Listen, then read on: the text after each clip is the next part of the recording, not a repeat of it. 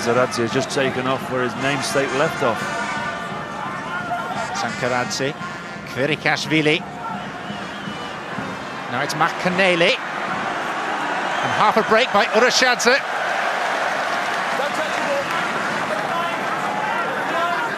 Look at the runners lining up.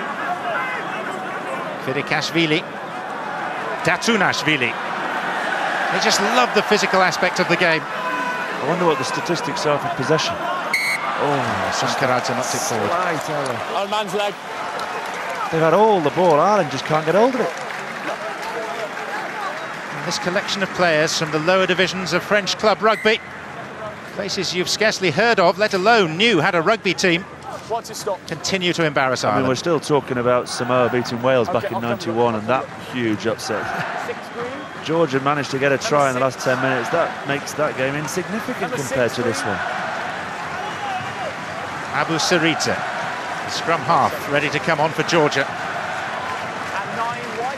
Possession stats, 65% Georgia. Another best comes on to replace Easterby.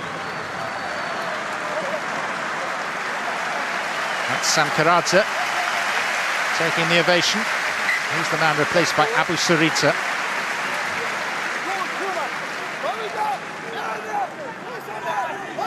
And it's Neil Best for Easterby. Touch. Balls. Engage. And Isaac Boss is mugged effectively. This is Chaidza. Well, this is bordering on the extraordinary. For this game still to be in the melting pot with 8 minutes to play.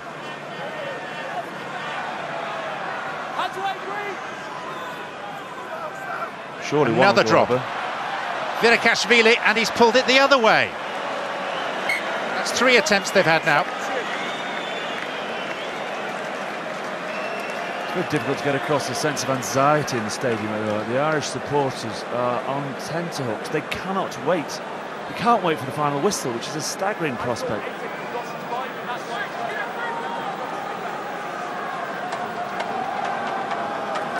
Well, even the natural ebullience of the Irish supporters has long since disappeared. There are drawn faces. Ones which are used to smiling, whatever the circumstances. The mark called for by Dempsey.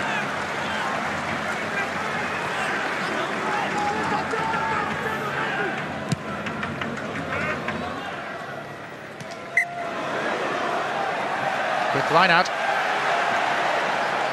Kvirikashvili. Not a problem, Martin. Dempsey again calls for the mark. Solid twice there from Gervin Dempsey at the back, just what you need at the moment. You don't need any of those balls going down. We saw with Stephen Jones today. Wales making a comeback, getting themselves back into the game, spills a high ball and Chris Latham just snaffles it, crashes over and effectively kills the game. You've got the line, Green. The replacement scrum half who's come on, Abu Sarita, had a fantastic game against the Argentines. Sankaradze was superb at the base today. Strong scrum halves.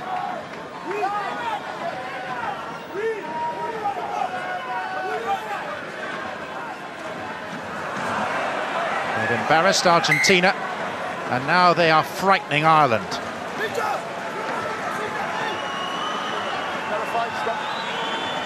Shell-shocked. I mean, Martin Corrie talked about England being shell-shocked. At the moment, Ireland they don't seem to know where to turn.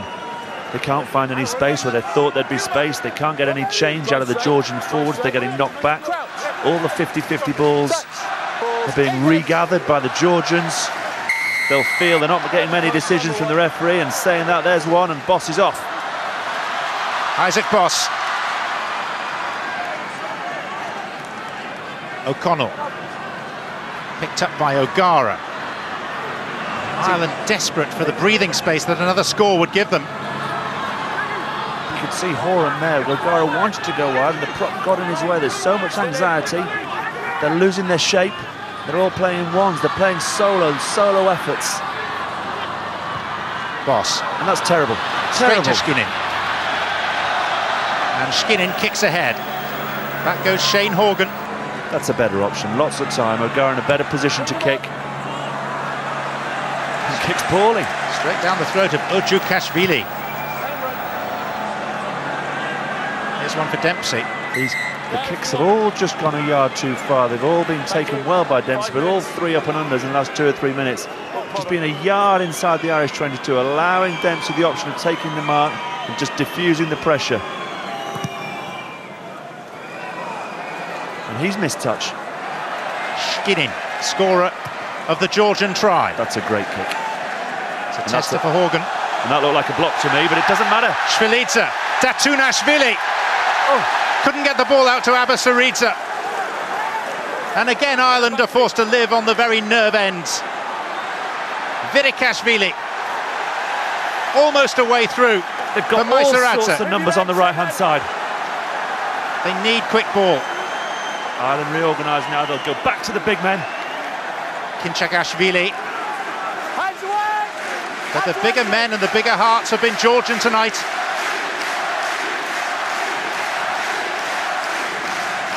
And this familiar pick and drive.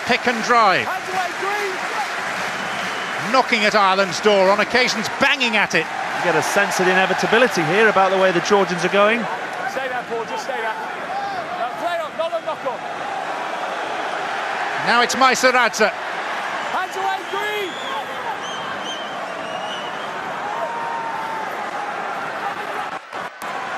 Ireland players with desperation in their minds. And etched on some of their faces too. That's good defence though, it's a good one-man tackle. Hands away, Green! Up to the line go Georgia. And Wayne Barnes, my goodness, is he going upstairs? Blows his whistle. Now will he go to the television match official? It's a big decision for a rookie referee on the international stage. And the interesting thing is, what's the question? Will he ask, is there any reason why I can't award it? Well, let's listen to what he does ask. Can you tell me if that is a try, yes or no?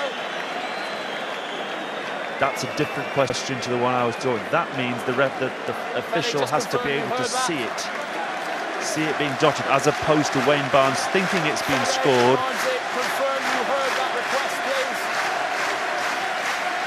He's asking Federico Cuesta, the Argentine, to confirm he heard the nature of the request. An Argentine official now. Yes, thank you very much.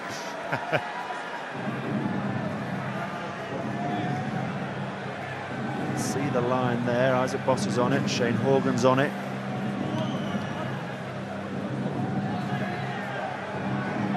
Where's the ball? Shvilidze's celebrating, but I can't see how he can see that. No, O'Connor, you can see the ball clearly there. Leamy at the bottom, underneath it.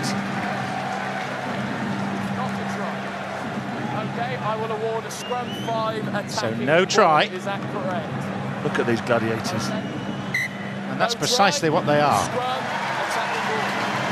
And they're not finished yet. 2.5 minutes. Control the mob and you'll control Rome, isn't that what Maximus said? The mob are on the Georgian side.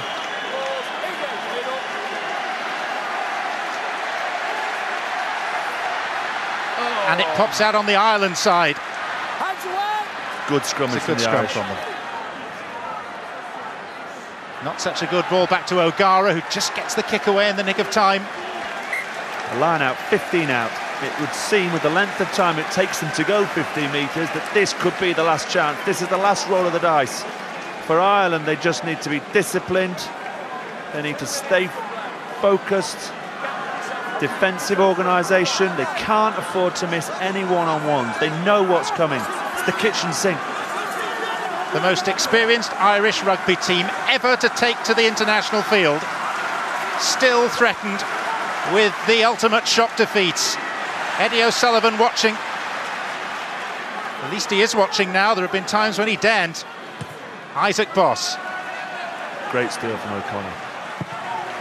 Great steal from O'Connor under pressure. Previously they haven't competed. They thought, we'll drop it, we'll sack them all. O'Connell understood the importance there of not allowing the Georgians to gain possession.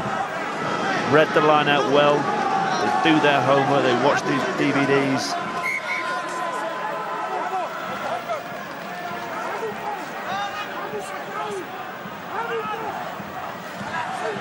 Safe take at the front of the line-out.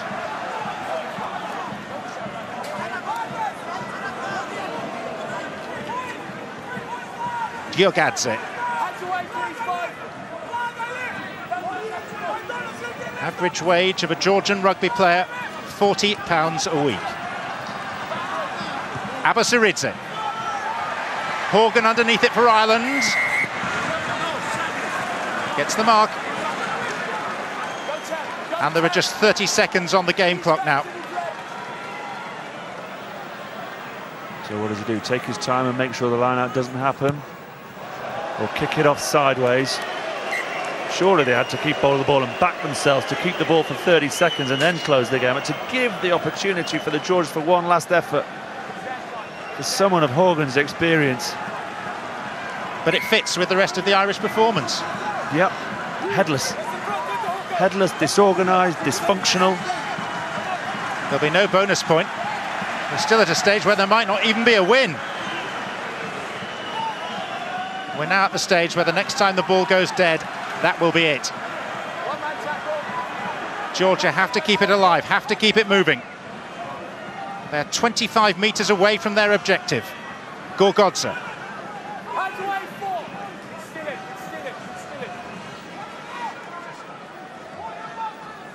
Whatever the result, the Georgians will go around this pitch and take a standing ovation from the entire crowd. Even the Irish fans will appreciate the effort they put in tonight. Abasiridze. Virakashvili. Now it's Eloshvili. Abasiridze. Oh, great handoff. Urjakashvili. Half a break. Again within 22, 23 metres of the Irish line. Has it been turned over? Was that the final throw? Well, if Ireland have turned it over, they'll want it off the playing area as quickly as possible. Oh! Penalty for Georgia. They can't go to touch, they've got to keep the ball in hands. Shvalidze appealing for calm from his players. He understands what the situation is here. You get the feeling Gorgodze's going to get his hands on it at some stage. They're going to drive straight into the heart of the Irish defence. You can hear Wayne Barnes saying to the Georgians, look, time has expired. You put it into touch, the game is over. Look at them, they all want it. There he is, there's Gorgodze. Eminently predictable that he'd be first up.